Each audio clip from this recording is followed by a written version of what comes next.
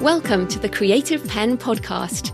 I'm Joanna Penn, thriller author and creative entrepreneur, bringing you interviews, inspiration and information on writing, publishing options and marketing ideas for your book.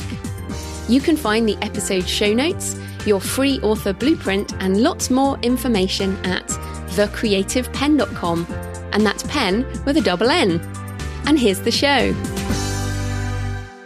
Hello creatives, I'm Joanna Penn, and this is episode number 560 of the podcast, and it is Friday the 25th of June 2021 as I record this. Yes, the end of the 6th month, we are halfway through the year. Just a reminder to revisit your creative goals and get cracking for the second half. And I'm talking to myself, obviously. In today's show, I'm talking about writing humour with Scott Dikkers, co-founder of The Onion, and author of books like How to Write Funny and How to Write Funny Characters and more. We talk about writing humour, but we also talk about Scott's career and the things he had to do to make comedy work out for the long term, as well as the mistakes he made, particularly a big one around signing a contract, which we always like to talk about on this show, as well as the importance of multiple streams of income. So it's definitely a mindset and business episode as well as craft. So that is coming up in the interview section. In publishing news, Drafter Digital announces distribution to BorrowBox. BorrowBox is an app that provides library patrons in Australia, Ireland, New Zealand and the UK with access to an ever-growing collection of ebooks. The service is owned by Belinda, a trusted provider of ebooks, large print and audiobooks. And this is a great opportunity for Australian and New Zealand authors to reach their local libraries and, of course, also New Zealand, Ireland, UK. And it gives authors worldwide a new and eager market of English reading readers. So I'm excited about this. I'm always loving getting books into libraries. Remember, you can get my books in libraries, ebook, audio and print if you ask it to be ordered in, or you should be able to get it in your library app. Just log in to, if you want to do the Drafter Digital, log into Drafter Digital and there's a little pop-up that will say, do you want to add your books to BorrowBox? And I just said, yes, please add all my books to BorrowBox. So all very exciting. And it's always another reminder that I've never heard of BorrowBox. I'm like, I don't know who that is. But lots of people using lots of different apps all over the world that you may have never heard of and you might not use yourself, but it's always a way to reach new readers. So that's exciting. Then in something that is kind of broader ramifications, legal things, but after a year of investigation, the US House Judiciary Committee has introduced multiple bills that would potentially break up big tech giants like Amazon, Apple, Facebook and Google, or that it's not really like those are the big companies, in order to stop anti-competitive practices like buying up and killing the competition or launching their own products which take precedence over others. So I've mentioned this a couple of times in the past few years, particularly when Elizabeth Warren in the US was running, and she was talking about you can't own the store and play in the store. And that seems to be one of the bills that's going through. Now, there's a few articles. Politico has an article, but a very good podcast, since you're listening on the podcast, a good podcast overview is Kris Rusch's podcast, Sway. Now, Kara is, well-known reporter in the tech industry. Her podcast is often very, very interesting. But this one, from the 17th of June, 2021, the interview is this the big tech breakup we've been waiting for? And they go into the specific discussion of Amazon under one of the bills, which essentially tackles that problem. You can't own the store and have goods in the store. So, Amazon has Amazon stores, amazon.com and .co.uk and all that, but they also have publishing company, they also own KDP and all these different things, and many of the examples are even things like suitcases. I was listening to an example, when Amazon sees that a particular product is doing well, they might launch their own product, which then goes into competition with the one that was previously selling well. So this type of thing is what these bills go after. I think that Jeff Bezos stepping down as CEO has a lot to do with all of this stuff which is coming. I don't think Jeff wants to be involved with that. He just wants to do his rocket launches. But Andy Jassy, who is now the CEO, who built AWS, which is the huge tech part of the business, think about, we don't know that much about Andy Jassy, but think about if you were running the massive conglomeration, which is Amazon, which bits would you divest? And I kind of have this feeling that perhaps if I was in charge of it all, I would divest before being forced into it by someone else. Like, I would want control of my own destiny, and I'd want to sort out the company that I'm responsible for. So I think it's interesting because even these bills, they are very unlikely, they're just not going to go through in the way that they are now. But there's a move in this direction. So I think maybe some companies are going to do things in advance of stuff becoming legal. But Kris Rusch also has an article about this, about the potential ramifications, reflecting particularly on the impact if you are exclusive, what would happen if Amazon divested or even shut down some of the lines of business we depend on. Now, I would prefer to think that they'd probably be spun off or sold to other companies. For example, I've always thought that Amazon Publishing or APUB would be bought by one of the big publishing companies at some point. It is essentially a publishing entity. So I would expect that, that or perhaps something like Amazon Media, where they have studios and publishing and music and KDP, and all the content might go into one bucket and then the infrastructure might go into another bucket. But, my crystal ball is cloudy on this. We can never know what is going to happen. But there is bipartisan support for breaking up big tech. And since Republicans and Democrats don't seem to agree on very much, they have broken these bills into a number of smaller bills. So it's not one mega bill. I think it's 5 separate bills. So some of them might get through or some of them might get adjusted. But yeah, as I said, I think potentially if I was running things, I'd be looking at it going, right, well, how do we head this off? But on the other side of things, maybe nothing is not the thing that will happen. Something's going to happen because nothing stays the same. You might have noticed this. But these companies are incredibly important to general public, like for me and you, not just because we're authors, but as people living in a digital world, especially in the pandemic. There's been a lot of goodwill towards these companies. And they've proved their worth, absolutely. I also think, since they're so critical to the US economy at a time when China continues to expand, I would expect there to also be a push to keep these companies making so much money because the economy also depends on that kind of thing. So, yeah, change is inevitable. So what do we do about this kind of thing? Well, as ever, this is an awareness situation. Kris recommends focus on promotions outside of Amazon. Learn how to be a business person without Amazon. So when the Amazon ecosystem changes, and it will, but we don't know the timing, you will be prepared. So yeah, I mean, obviously, even those of us who publish wide, like me, we love Amazon. We want it to do well and want to be prepared for it to change. So personally, I think all you need to do, your focus should be keep creating. Obviously, we're always creating and building our intellectual property. Don't sign contracts that will take away opportunities in the future. And Scott Dikkers in this interview talks about a contract he signed that basically may well have cost him millions. And I mentioned before the Hollywood versus the author book, which are audiobook that I'm still listening to it, in bits and bobs. And that's the same. And I'm going through getting my audiobooks out right now, out of exclusivity and going wide with them. And again, we all sign these contracts and sometimes they stop us doing things and stop us from taking advantage of new opportunities. Obviously, build your email list because you want to be able to reach readers even if the platform has changed or shut down. And for me, I want to focus more and more on selling direct, and more on that next week, which I'll be talking about. And of course, you need to be wide with your books to sell direct. You can't have your books in KU and sell them from your website. So yeah, I think these are some interesting things to be aware of, but similar to, talking about AI, talking about NFTs and blockchain and all these different things, digital currency, the world is going to be quite different by 2030, but that doesn't mean you need to think that it's all happening next week. In fact, Jonathan and I were talking about this, about one of the biggest lessons in everything is that you don't need to act right now. You actually, just waiting might be a better idea. Something I struggle to learn.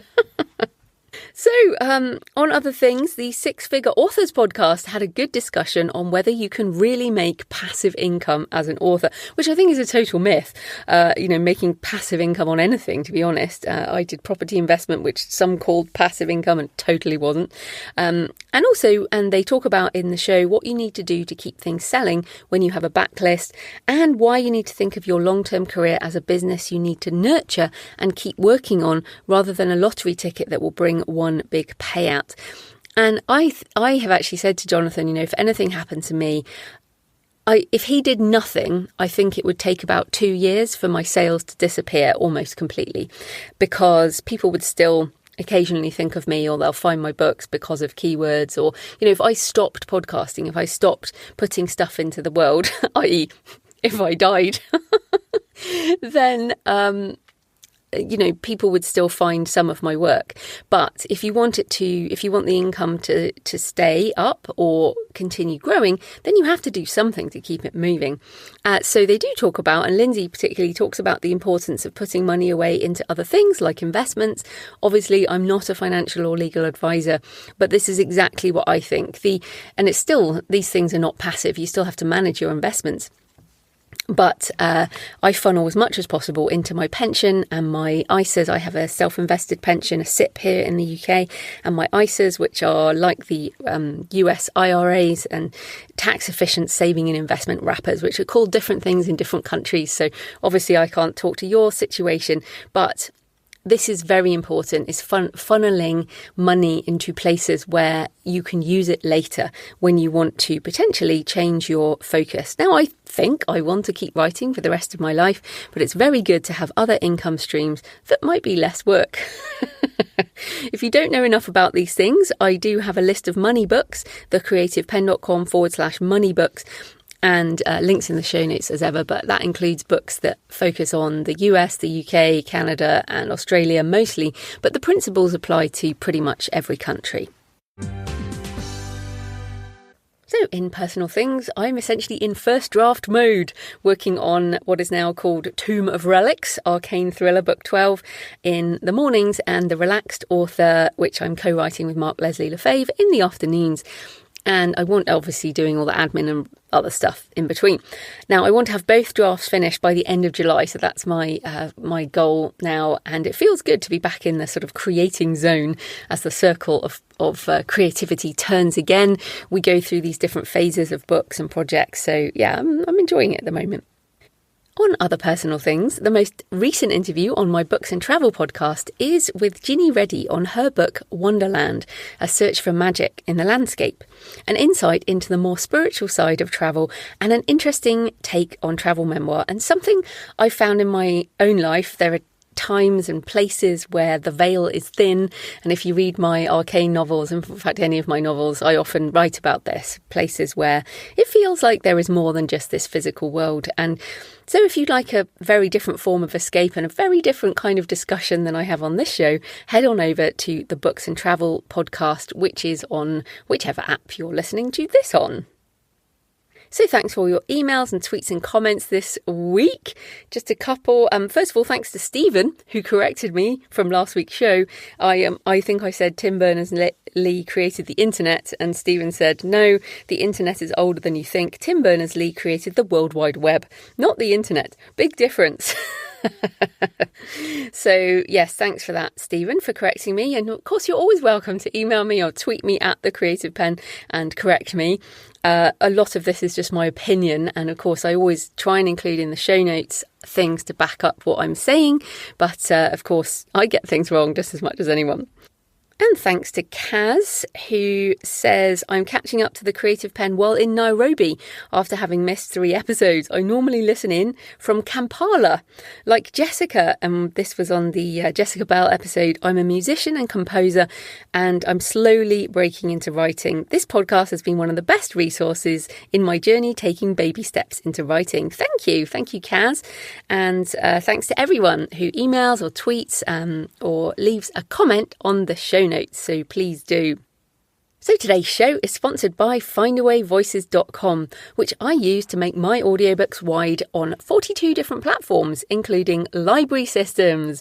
Your audio will still be available in the big stores like Audible and Apple Books that everyone's heard of, but also gets you into libraries so listeners can borrow your audiobooks for free and you still get paid, which is amazing, as well as other stores like Google Play, Storytel, which has a massive market share, and is now partnering with Spotify, so that's exciting. Also Kobo and Nook Audio, Scribd, Overdrive, Hoopla, and yes, lots and lots of retailers that you can get into. As I mentioned earlier, there are a lot of people listening and reading on apps that you don't necessarily use yourself, and you can reach people through being wide.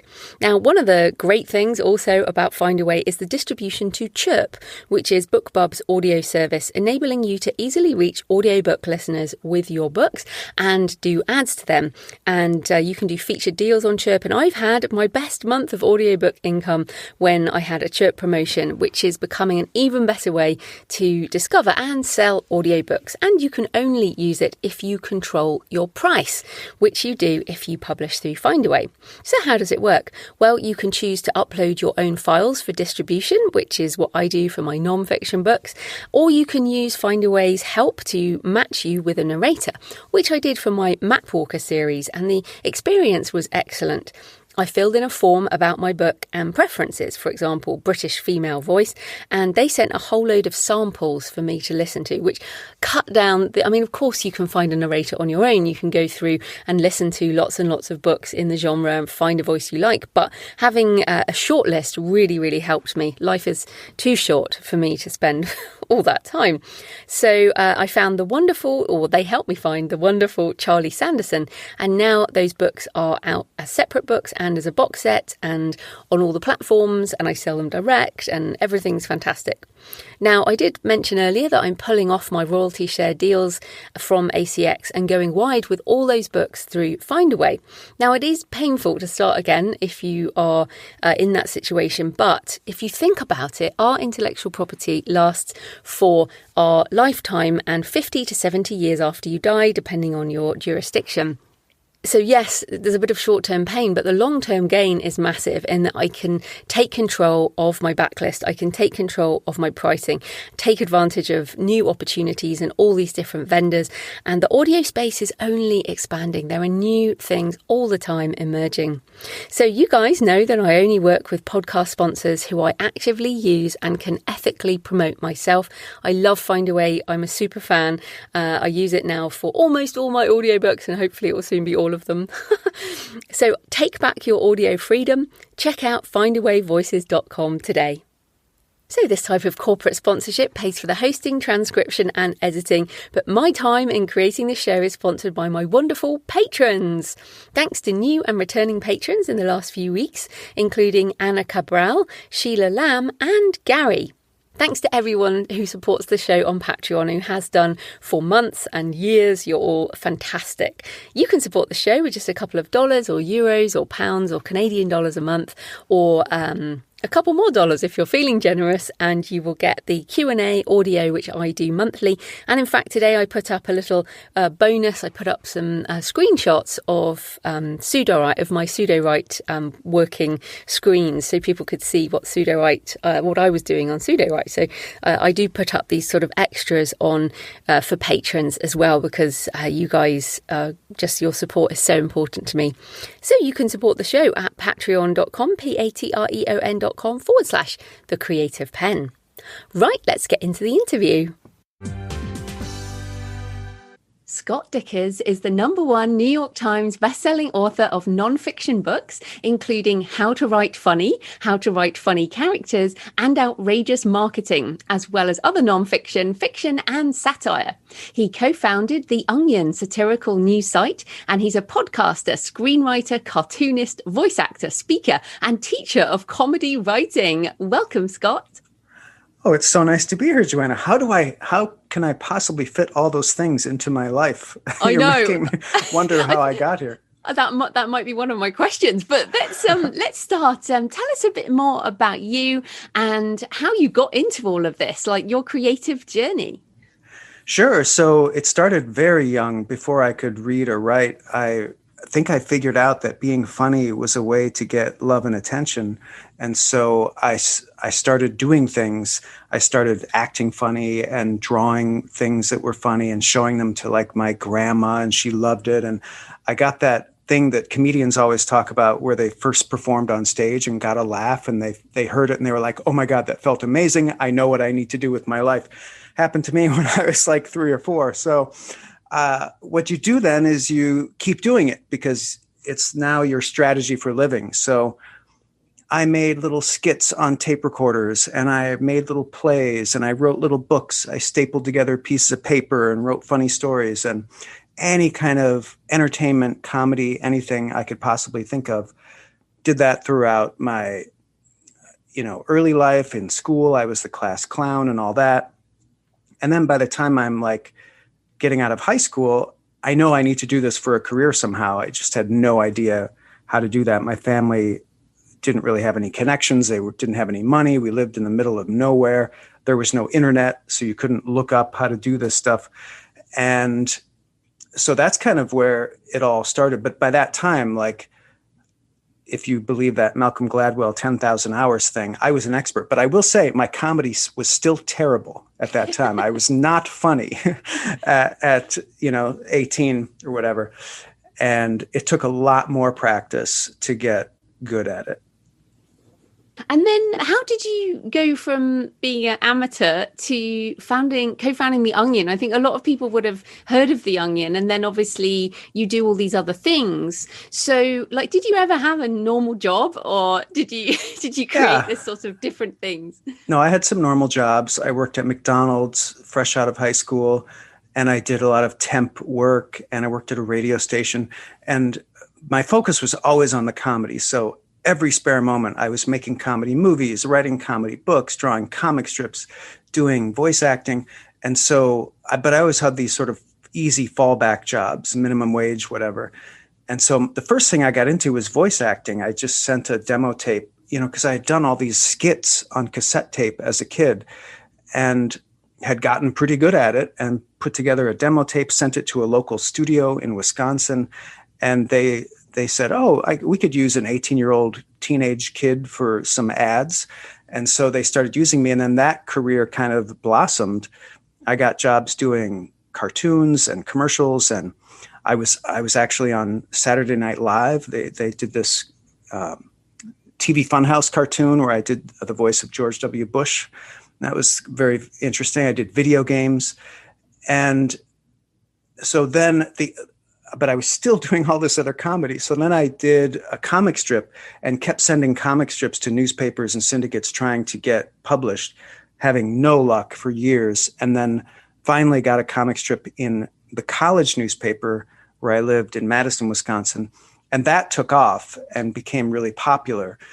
And so now I kind of had the second comedy career or entertainment career in cartooning.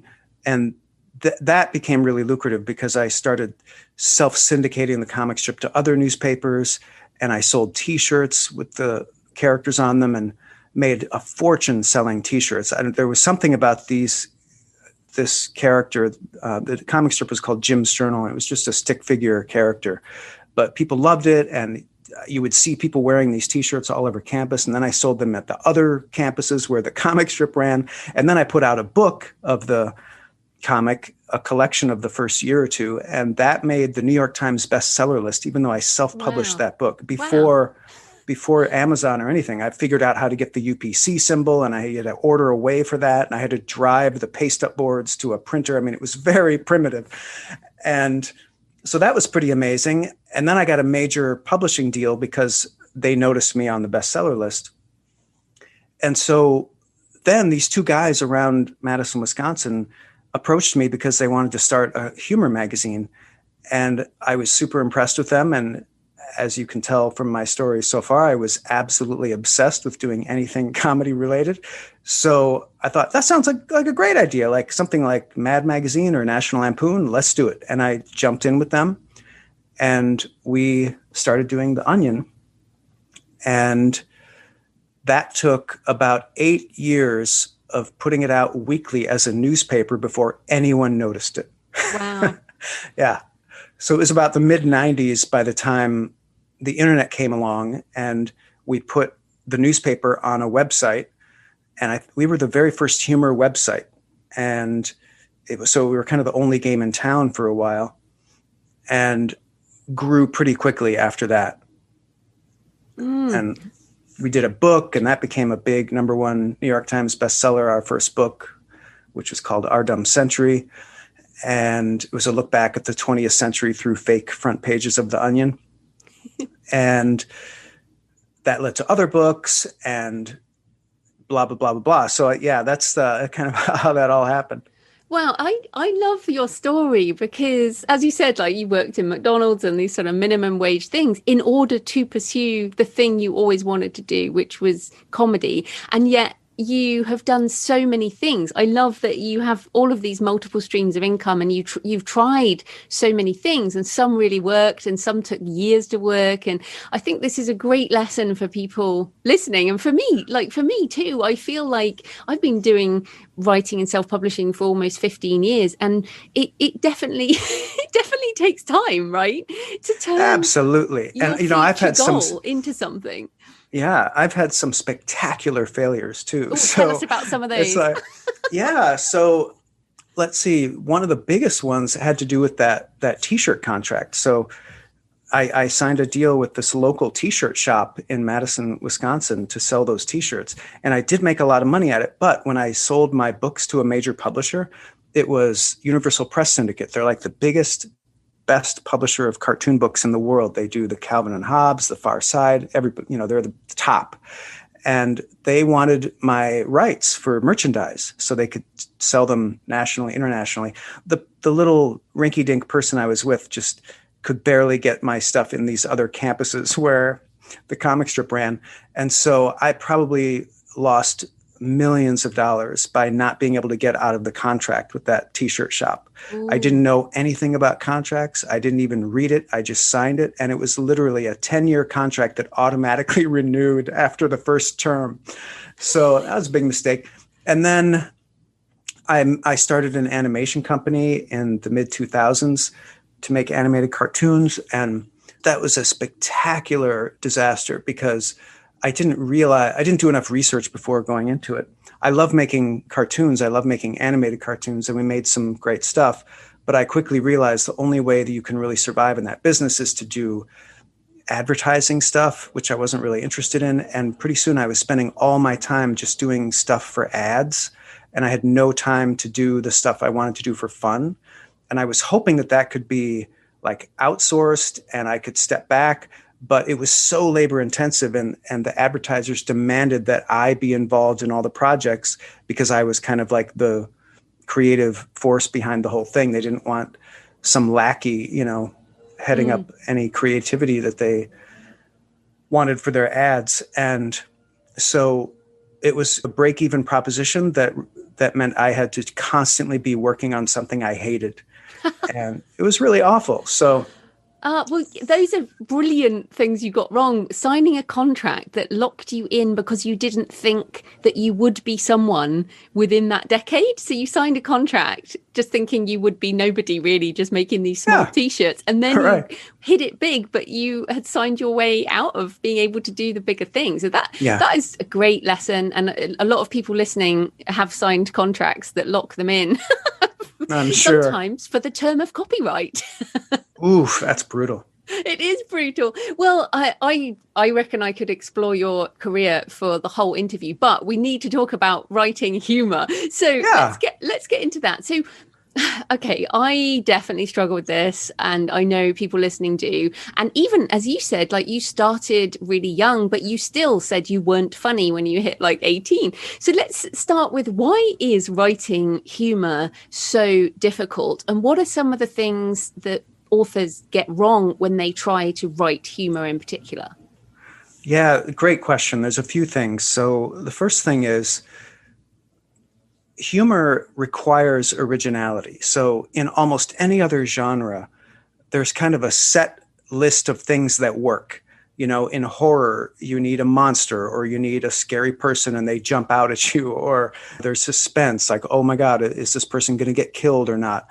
But in humor, you can't go to some stock list of things that always work, because if you do, you're just doing cliches. And so it is absolutely the hardest type of writing. And the other thing that makes it difficult besides that is that everyone thinks they can do it. Everyone thinks it's easy because either they're funny or they've made someone laugh before, or they figure, it's humor. It's just, I just got to be a little light and have fun and it'll work. And obviously that's not true, because if it were easy, then everybody would be Tina Fey. So the real trick for me was feedback. So it's about understanding the importance of the audience, because with humor, it only works if it's funny. And you only know if it's going to be funny if an audience finds it funny. So we all have our own individual senses of humor, and sometimes those are really weird, and we can't rely on that. And we also can't rely on just like the one person who likes us, our partner, our roommate, our mom, whatever, who's going to read our stuff and say, oh, I think it's hilarious, and then we go out with it and nobody else likes it. You have to have a more scientific process, and stand-up comedians know this because they go out and they do their stuff on stage to a bunch of strangers, and that's like kind of the ultimate arbiter of what works. If you can make that group laugh, you've got something that works. So it's a matter of recreating that in writing. And, I have a great feedback group that I use, and we're in a Facebook group together that I run everything by, because even now, like, I've been doing comedy for 50 years, I still need that feedback, because you don't really know for sure if something's going to work until an audience tells you it's going to work. And professionals know this too. On any professional comedy show or any, humor novelist who's got a ton of experience, they have to show their stuff to the head writer, the editor, whatever, and they have to let them know, okay, this is working, or nah, this isn't working. And it sometimes can get even harder when you get kind of well known for it, because then people expect you to just nail it without going through that process of getting feedback and improving it. They figure, oh, he's a genius, he'll just nail it. And then that person has a big ego, so they figure, I don't need feedback, I'm just going to make this. And so they produce something terrible. It's just fraught with so many pitfalls, the whole humor sphere, Yeah, and even in the writing, I mean, I guess if you're in a stand-up situation, you can see people's responses quite quickly, whereas with writing, you don't have a choice to pause and then give a delivery or adjust depending on what you see in front of you. You've kind of fixed it. It makes it so difficult. Yeah, that's one of the really tricky parts about the prose medium, is that it's not only do you not hear or see the audience's immediate reaction, but you don't know them. You don't know who they are. You don't know where or how they're reading it. So you have no control. Comedy is all about control. You have to control the audience's perspective, control their experience, and manage their expectations as much as humanly possible. And one of the reasons why I wrote this book, How to Write Funny, was because I knew that prose was the most difficult. First of all, humor is the most difficult type of writing, and prose is the most difficult medium to do it in. And I'd done it for so many years at The Onion, and I felt like I really figured it out. Getting ahead of the game and getting ahead of the 8 ball with the audience and controlling the context, controlling their experience as much as possible is really the key. Because, like I said, you can't know how they're perceiving it. And because you have so little control, you just have to scrape and fake it as much as you can to control that context. And I'll give you a little hint with an example of how The Onion does that. So The Onion is in the format of a fake newspaper. And that's very deliberate, because a newspaper is a very serious, important platform. And so that creates excellent context for comedy, because it's like, oh, you're not supposed to laugh. This is very important. It's very serious. So it gives you that straight person that all comedy needs. And the same thing would be true in a novel where you're trying to do humor. You can't just do fluffy, silly humor. You have to have some gravitas, some straight person to contrast with the funny stuff. So I'll give you an example of that. So any kind of serious book that just needs a touch of humor, that's pretty easy because you've got a lot of serious stuff going on. But if you're doing a silly, wacky book, where do you find the straight person? Well, a great example is Douglas Adams with The Hitchhiker's Guide to the Galaxy. There really isn't a serious moment in that story. It's all just goofiness and wackiness. But he has gravitas in the scale of what's happening. The Earth is exploding. A guy is taken into outer space, totally unpredictably. And that provides the gravitas where you can now have contrast and introduce small, silly, light things that create that irony that you need for comedy to work.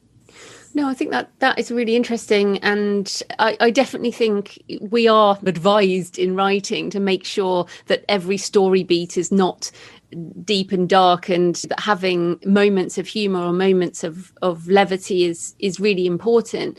But I certainly I struggle with that myself. It's something that I guess I don't feel like I know anything funny or I can make anything funny. So I did want to ask a sort of classic question, which is, where do you get your funny ideas?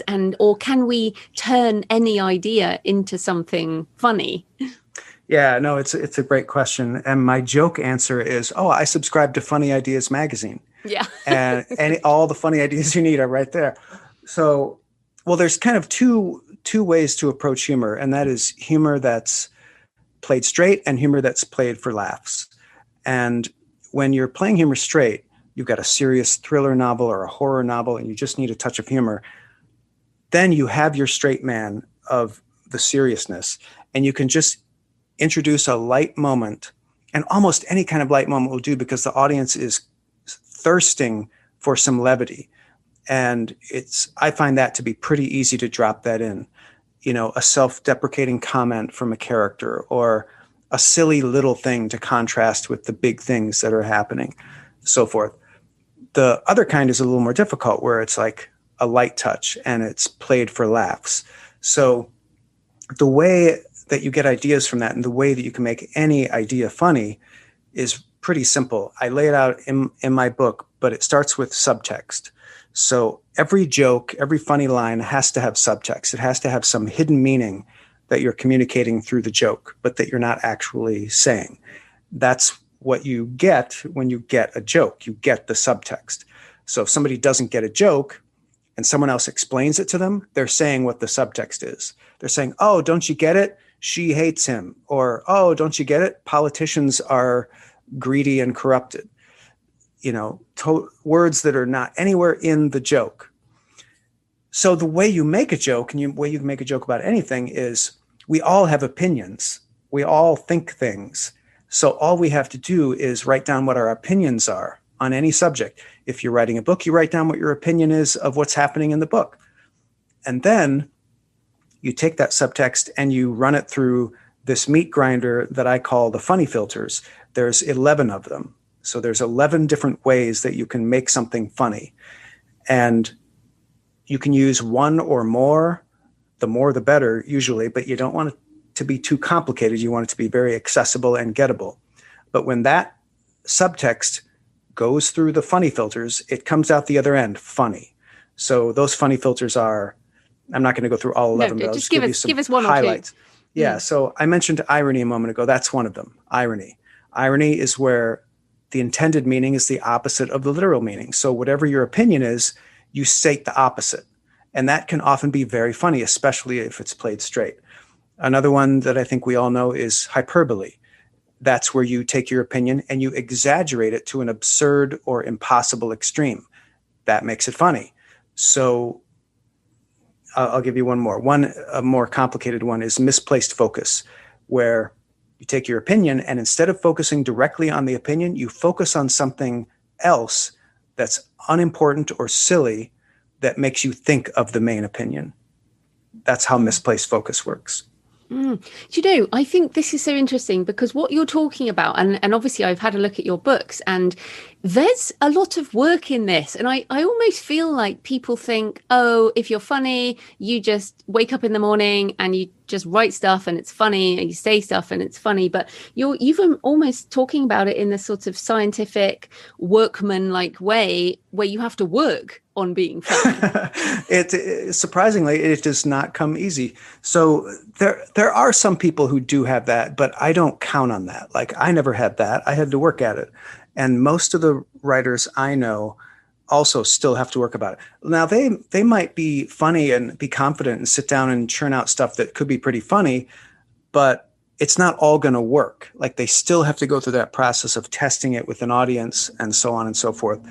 So yeah, and also anyone who's in that place where they seem naturally funny, they can just churn out funny stuff. They worked to get there. Like, they practiced for years at doing what I'm talking about. So they've internalized that process of having an opinion and then filtering it through the funny filters and coming out with a joke. So they don't think about it like that, like a science.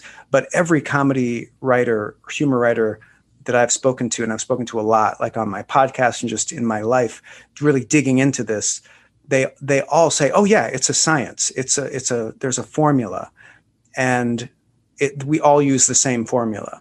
That's basically how it works, no matter what kind of humor you're writing and no matter what medium you're doing it in. Which is exactly the same as writing a book in general. It's not that magic streams onto the page and you've got a perfect book first time. We all have to work at our craft. So exactly. Actually, what you're saying is quite encouraging to me. I feel like my brother has actually just arrived. We've just come out of lockdown in here in the UK, and I haven't seen him for months. And he's funny. He's the funny one in our. It's just him and me from my parents' marriage, and he's the funny one. So I've always felt not funny and that I can't be funny. He can effortlessly make people laugh. And so I feel like I've got a bit of a mindset block around being funny. So I guess I'm asking for tips. Can people like me who feel like they are not funny, can we relax and change our mindset around this type of thing and add these moments into our books? Or is it something you have to decide on and really work on as you have? Well, a little of both. I definitely think anyone can do it, because I've seen so many people who started with nothing, who just seem to have a tin ear for humor, really be passionate about wanting to do it and becoming really great at it, becoming comedy professionals. And I guess I think of it a little bit different doing it in writing versus doing it in person, because in writing, it is really a craft, and it's about crafting jokes, writing a lot of them, and then sifting through those to pick out the best ones, vetting them with some kind of feedback group. Everybody has to do that. In person, obviously, you can't do that. You're off the cuff and so on and so forth. The only trick there is confidence. So if you have confidence, you're going to be funny. It's just like the magic ingredient. And I think how confidence works. You basically fake it till you make it. So if you walk into a room and pretend you're funny, you're going to say some things that are going to be funny and that are going to work, because people naturally defer to and laugh at a person who has unstoppable confidence, especially when they're trying to be funny. Yeah, I think being British, I have a bit of self-deprecating humor, Sure. when I speak. I think that happens. Actually, that is an interesting question. You've talked about the importance of the audience, obviously, and I love this because I feel like so many writers write for themselves first and think about an audience later. But you're sort of talking about you have to have feedback and you have to think about the audience straight away. But is there an issue in the sort of international times we live in where people will self-publish a book or publish a book and it will go out across the world, whereas is a lot of humor culturally specific, even within a culture? Obviously you're in the US and you have some interesting politics over there, as you obviously talk about on The Onion, but do you have to be really specific about your audience in terms of culture and country and all of that? No, it's absolutely universal, especially when you're dealing with human beings, because we're all human beings and we all have the same foibles, and our leaders have the same failings. So even if you're doing political satire, like I grew up on Monty Python, and so they would do skits about local British politicians who I didn't know from Adam, but they made it universal because they were very smart and very careful about presenting them as basically, avatars for any kind of politician. And they had these basic politician characteristics that would work for the humor. So it didn't matter that I didn't know who they were. And I think that's the way it is for the way, how any book that's trying to be funny can work in a different language. And like you mentioned, the self-deprecating humor of the Brits, like that's something I've noticed about you. Like, I think you're very funny, like in person. And it's surprising to me to hear you say that you don't think you're funny, because to me, you have a very light and self-deprecating and funny, easy way about you, the way you speak. And it's probably just a matter of confidence, either in person or also when you're writing, because you write thrillers and stuff. And that, so I think a lot of people who write more serious books or less like frivolous, silly books have a harder time thinking, well, I don't want to be silly, or I don't want to, destroy the tone I've got going here or whatever. But obviously you figured out that readers want levity here and there, and it's such a nice roller coaster ride to have a bit of tension and a bit of excitement, and then have a bit of light touch and levity and silliness or whatever. Maybe not as far as silliness, but at least humor, and then getting back to the seriousness, Well, it's interesting there. I mean, let's talk about characters, because you do have a specific book on how to write funny characters. And I feel like there is a bit of danger in, I mean, you mentioned Monty Python, and I don't know whether it's quite dated now. I think it is pretty dated in terms of some real slapstick type of humor, which is very difficult to do in a book as well, because slapstick is kind of visual comedy. But in How to Write Funny Characters, you have these 40 comedy character archetypes. Now, that is a useful book, people. But could you just tell us about a couple of your favorites? Yeah, absolutely. So first of all, I do want to say I think Monty Python is as relevant today as it was when it came out. Like, they do a skit called Election Night Special, which is a parody of election returns on a network program. And you could watch that during any election, and it would be totally relatable and hilarious. So they use all 11 of the funny filters that I'm talking about. And one of those 11 funny filters is madcap, which is slapstick humor, silly humor, non sequitur humor. And you can absolutely do that in writing, and you should, because when you describe physical action, it's just as funny to the reader as a performer slipping on a banana peel is to a viewer of a movie or TV show, because we're imagining it in our head. It's no less funny. In fact, it might even be funnier, because we're picturing it in the funniest possible way when we do the word picture in our minds. You know what I mean?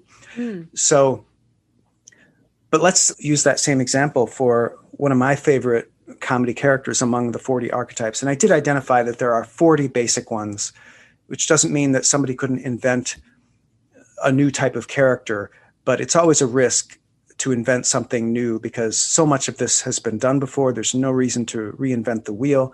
The only trick is when you use a comedy character archetype, you do have to make it original and fresh, which is really easy to do. And there's tricks and tips for that in the book. But one of my favorite archetypes is the bumbling authority.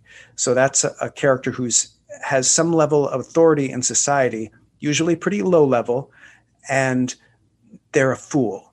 So we see that all over the place. We see that in Lieutenant Frank Drebin of Police Squad and the Naked Gun movies. We see it in Jim Carrey's Ace Ventura, Private Detective, Paul Blart, Mall Cop. Even Basil Fawlty is an example of that, because he's like a hotel owner. So he's a very minor authority in society. And there are so many other examples of that. Daffy Duck is an example of a bumbling authority. Ralph Cramden. The Onion is an example of a bumbling authority, because it's a very serious and important voice of news, yet it's foolish. So that archetype people love because they love seeing authority figures brought down a peg, and it never gets tiresome. So again, the only trick is you have to make it original. And I'll just give you one easy tip on how to do that. If you just give the character a different type of job or a different species or gender that we haven't seen before or seen much, it'll seem strikingly original. People will feel like, oh my God, this is such a fresh, original character. And they won't realize it's just this model of this character that we've seen a million times before. So it's actually pretty easy. Another one of the 11 funny filters is character. And there was a short section of it in my first book, How to Write Funny. And so many people were asking me about, wait a minute, how does that work? And you mentioned archetypes. So that's what resulted in this new book. It was like a whole book had to be written about just this one funny filter, because there are specific ways that characters need to be used for comedy that's different than how they're used for drama. It's kind of like night and day, the way characters are treated. Characters in comedy really have to be kind of two-dimensional. They have to be representations of parts of us or different types of people in society, and they can't be taken seriously. So the trick then, if you're doing humor for a more serious work where you do have well-rounded characters, you have to do this thing that Steve Kaplan, this dramaturg who specializes in comedy, talks about, where you drop the character. So you allow the character to be two-dimensional for one moment or one beat or one scene where we can laugh at them because they are now representing a part of us. Another archetype that I really like that's very popular is the grown-up child. That is an adult who behaves like a child.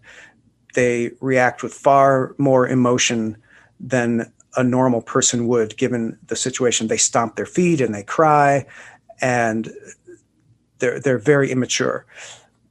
That's a character that Will Ferrell plays in almost every movie. Yeah.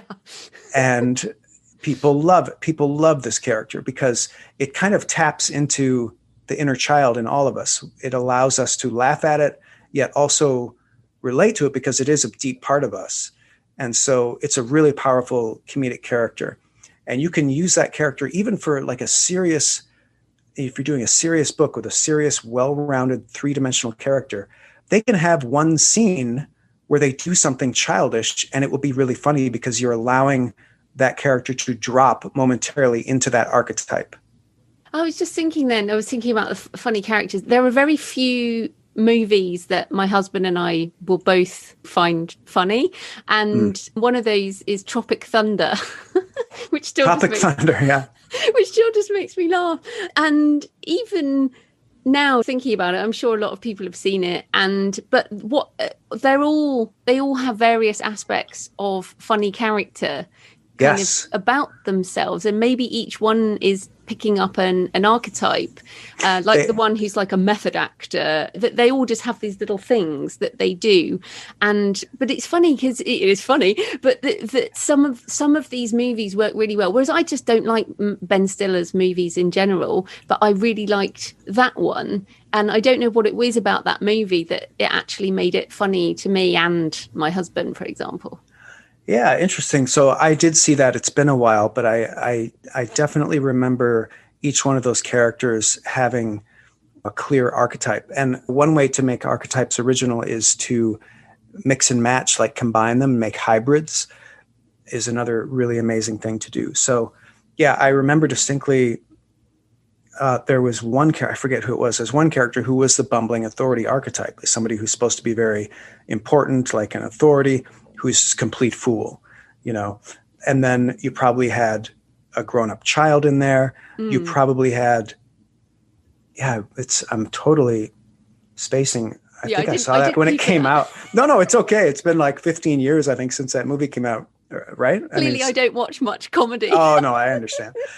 But there was probably a neurotic, which is another very prominent archetype. And because that gives you such great contrast when they're having these like international adventures, these like military adventures, perfect contrast is to throw in a neurotic, somebody who's nervous or like a nerd archetype who's nervous and scared and creating, a wonderful contrast with all the serious stuff that's happening.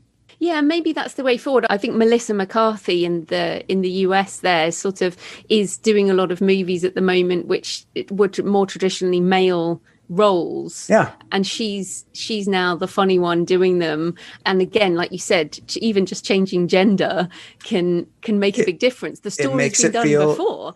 Yeah, it totally makes you feel like it's fresh and original. She did that in Bridesmaids, which was kind of her breakout movie role. Movie. Yeah. Yeah, where she plays she plays a hybrid archetype of the slob and the Lothario, which we always see those as male characters. And to combine them and put them in a woman felt completely original.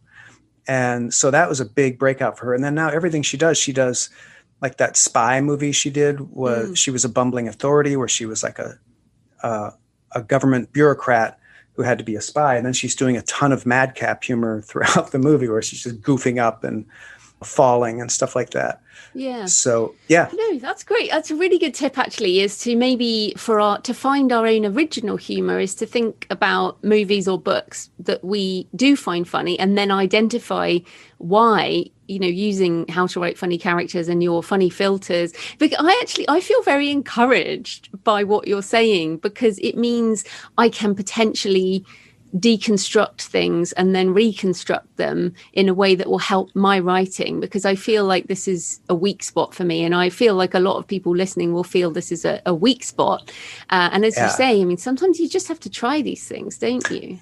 Absolutely. Yeah, I'm the guy in the movie Indiana Jones and the Temple of Doom. I'm the bad guy in that movie so after Indiana Jones went through the 3 tests at the end with the razor that almost cuts his head off, and then he goes on the breath of God and the path of God and all that stuff. I'm the bad guy who snuck up behind him and deconstructed. Oh, I see. It's a roller, and you just have to duck.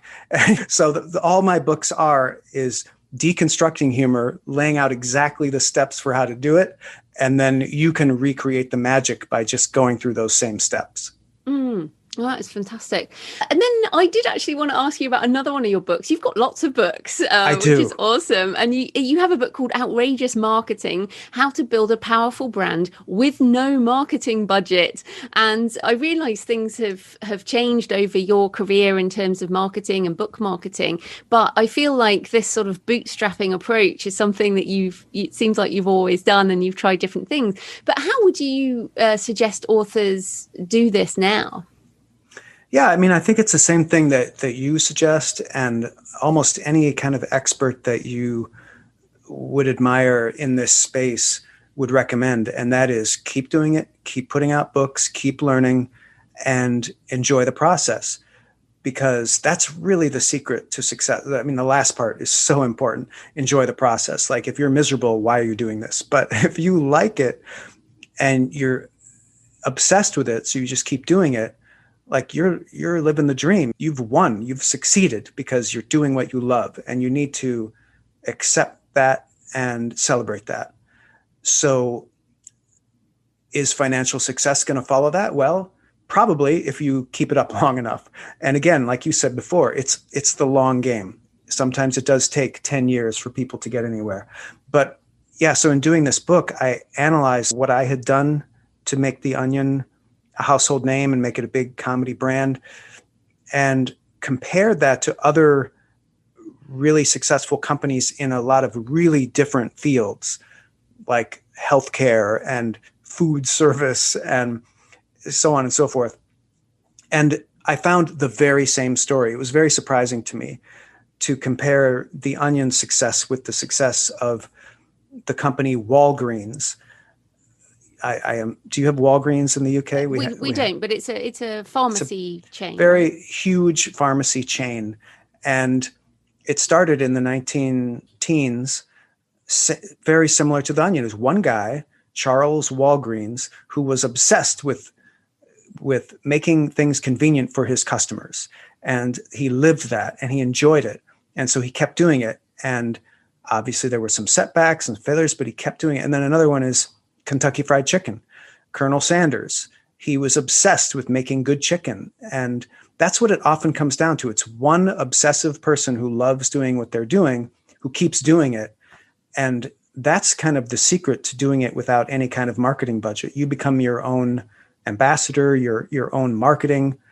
And that, I mean, that's the take home message. People don't have to read the book now, because that's the take home message of the book, is that it really takes that kind of obsession. And I use that term outrageous because I realized one of the things that made a lot of these characters that I studied, including myself being in that clump, is they learned how to be the most outrageous version of themselves that they could.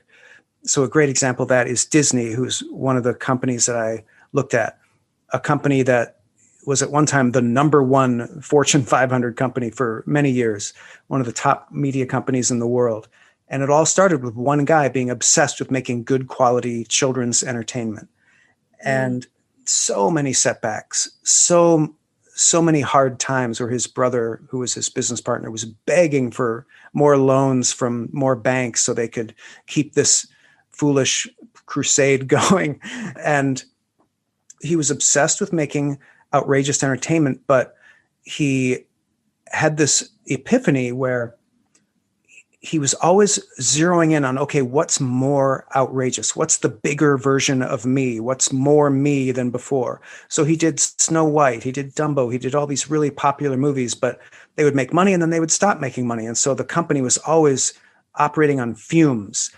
And then he realized, oh, okay, maybe instead of just doing funny movies, funny TV shows, I can create a world, a bubble where kids can go in the bubble and be in the magic world that I'm showing them with their entertainment.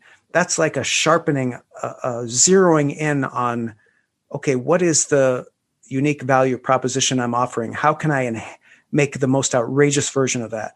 And so he creates Disneyland. And that becomes kind of the linchpin for the company to really build. It's now he's got an actual sustainable, repeatable source of income that, is largely responsible for the company becoming as big as it did. And it was a foolhardy venture.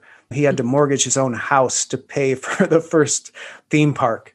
But it's that principle of figuring out who you are and trying to be the most heightened version of that you can, that is the secret sauce.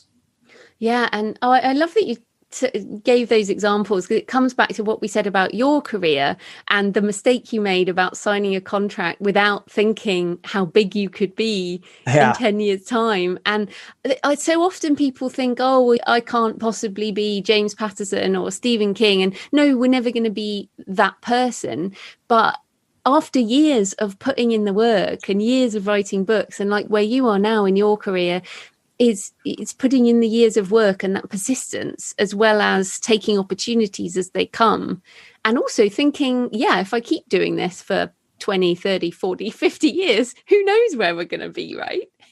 Right. And it's so much of it is like a mindset game, because we can all get depressed about someone who's more successful than us. Like I think Steven Spielberg is sitting around like grousing about, that Disney was so much more successful than me, And so I'm a big believer in, self-doubt is such a huge problem with authors and people in comedy.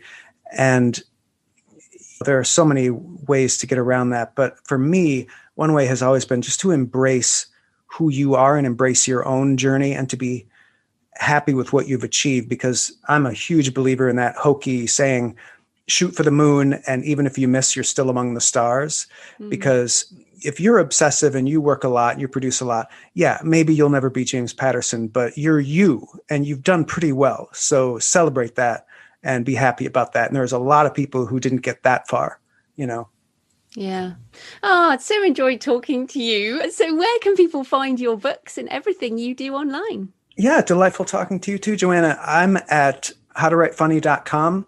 I've got a ton of free resources there for people who want to get better at writing comedy, free ebooks, and the podcast I do, which is interviews with comedy professionals from all parts of the business, all different media. And if you want to go deeper with me, there's my books, which are all on Amazon and Audible. And if you want to go even deeper, I have courses on how to write humor and how to succeed at creating a comedy brand. And I'm on the regular social media. If you can spell my name, you can probably find me. Actually, you know what's great? Now, even if you spell my name wrong, I show up on Google. So I'm pretty happy about that. That is great. Well, thanks so much for your time, Scott. That was fantastic. It was a delight. Thank you. So I hope you found the interview with Scott interesting, whether you write humour in your books or you just want to add some levity to your writing. And I really enjoyed talking to Scott, and you could probably tell I definitely enjoyed that discussion. And he's a great example of that long-term creative career mindset, which we talk about so much. He has a podcast called How to Write Funny, and it's conversations with various people in the comedy industry, as well as books and courses. So definitely check those out. Next week, I'm talking to Gin Stevens about how her self-published book on intermittent fasting, Delay Don't Deny, kickstarted a movement and her own creative business. It's also a more personal show, as I found intermittent fasting through Gin and her Intermittent Fasting Stories podcast. So I'm excited to talk about that next week. Happy writing, and I'll see you next time. Thanks for listening today. I hope you found it helpful. You might also like the backlist episodes and show notes, available at thecreativepenn.com/podcast. You can also get your free author blueprint at thecreativepenn.com/blueprint. If you'd like to connect, you can tweet me at The Creative Penn or find me on Facebook at The Creative Penn. See you next time.